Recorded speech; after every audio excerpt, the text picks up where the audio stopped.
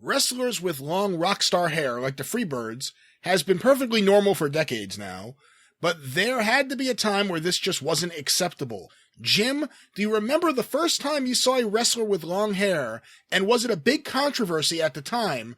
Did any male talent attempt this before, say, the late 1970s? Oh, Jesus H. fucking Christ. What about Gorgeous George, for fuck's sake? If you, or Lord Lansdowne, if you, or if you want to go further back, Baron Leone, Mario Galento. Yeah.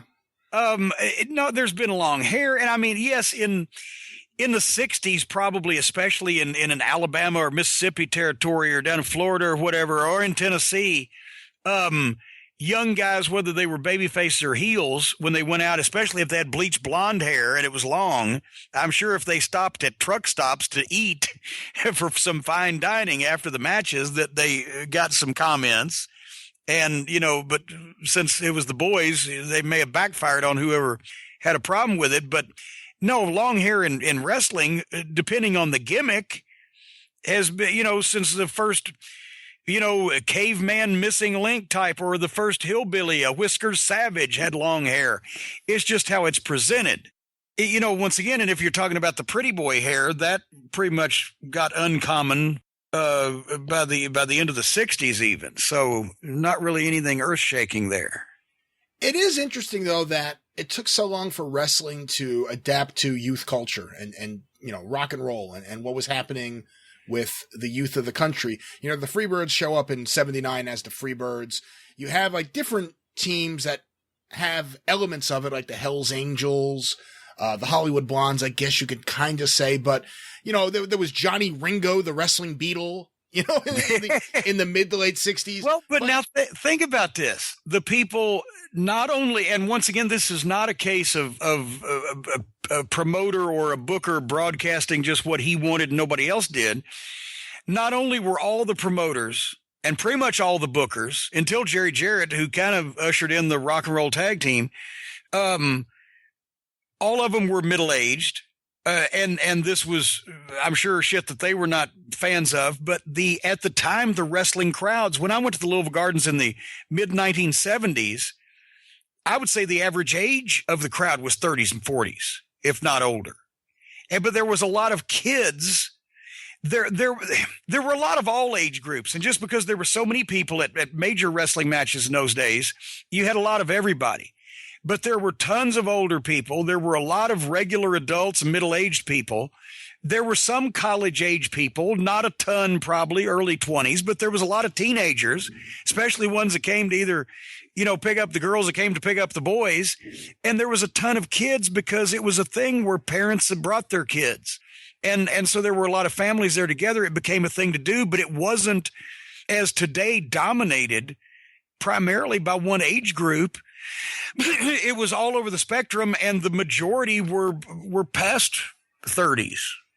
So it wasn't like that there was a groundswell of why won't wrestling youth up. When you think about Bruiser and Crusher in the mid 70s, they're selling out the fucking International Amphitheater in Chicago.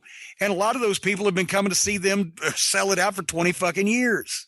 I guess my question is more in line with, you know, all those promoters you named, almost all of them, had young sons of the era. Vince McMahon Jr., Greg Gagne, Mike Graham. You know, they all had someone who was, you know, in around, I shouldn't say Vince McMahon was ever around youth culture. He was always a buttoned up stiff. But the point is, do you think something like the protocol, the formula that Jerry Jarrett hit upon, you know, when he went to Mid-South and he told Bill Watts, where are the blowjobs? Where are the young fans? Would something like that have worked? Would the Rock and Roll Express kind of presentation and team had worked 10 years earlier? Not that specific presentation, because it would have looked like they would have looked like a couple of those Nancy boys, as Diddum Fritz would say, because that MTV changed a lot of culture as far as fashion and style and music and the way they went together. And the rock and roll and the Fabs, really the rock and roll to an even greater extent. The Fabs used the music video to convey that they were a new era, but they were still down deep the kick-ass bleach blonde fabulous Fargos that could have been in the 50s.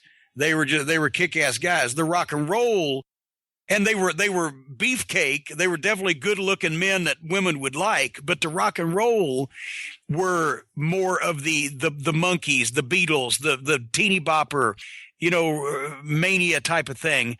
And if you'd have done that in the early 70s with the spandex and they would have needed to look like Robert Plant in the 70s rather than Duran Duran in the 80s. But the same idea, rock and roll was still new then. And once again, the wrestling audience as a whole was not young and was not with it. Well, that's kind of my point is there a way in, let's say, 10 years earlier, let's say 1973, is there a way that you would have been able to attract that different audience that evolved around that time? The Von Erichs lit up Texas with an all-female audience. Memphis was on fire with a lot of young fans and a lot of female fans. And of course, 1984 Mid-South, you would see a brand new audience develop, which would lead to the biggest year of business Bill Watts ever had. Is there anything like that involving youth culture wrestling that would have worked? I mean, the young baby faces, the territories always had a young white meat. That was the term, young white meat, good looking baby face, or should have, or tried to. And the girls always came, but at the same time, the top guys were generally at that time guys that had been in the business for 10 or 12 years or 15 years, because how in the world else would they know how to main event? Right. And in those days, there was some validity to it. There still is, to be honest with you. But, Jerry Jarrett being younger himself, he was like 26 or whatever when Roy Welch, or 25 when Roy Welch gave him the book in Memphis. And he made himself a wrestler at about the same time because he saw what was going on and he knew what he wanted to get across. And he was never as big in Memphis as Lawler as a babyface. And was never as big in Memphis as Fargo, but in Louisville, Jerry Jarrett was probably the most popular babyface because he was the only young one. Jackie Fargo, Tojo Yamamoto, and then there's Jerry Jarrett, the blonde hair, and the girls loved him, and they had the pennants. The first chant I ever heard at a wrestling match was not, the name of the promotion or this is awesome. It was "Go, Jerry, go." Literally, he would start selling. And he was always introduced as 198 pounds, and they knew he was in his late 20s. And he was a bleached blonde, cute blue eyes. Tojo taught him how to sell, so he had the Ricky Morton-ish thing going. And when the heels would get on him and start double teaming him, 4,000 or 5,000 people in the Louisville Gardens at the same time would chant, "Go, Jerry, go, go, Jerry," until he started making his comeback, and then they'd blow.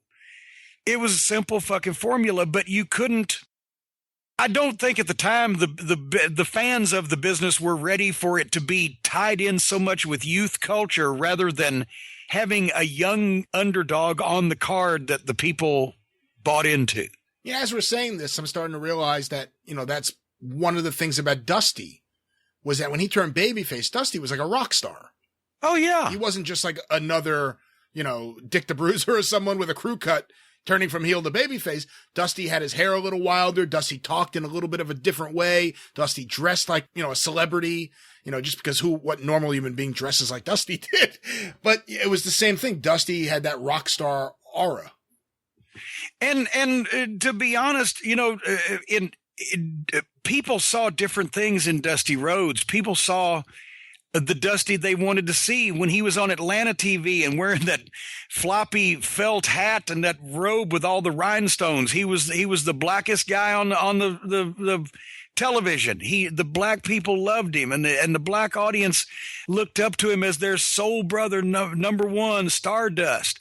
But then he'd go to Orlando, Florida, and the middle of redneck country, and he could dress for a bunkhouse match, and these cowboys would say, "Yeah, Dusty, he's from Austin, Texas. He's one of us."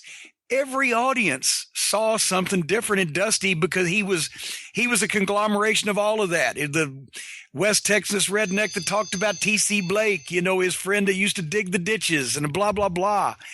And it worked for a different audience in a different way, depending on how they saw him. But he wasn't really with youth cultures. He was with all culture. It's a very good point. Good question.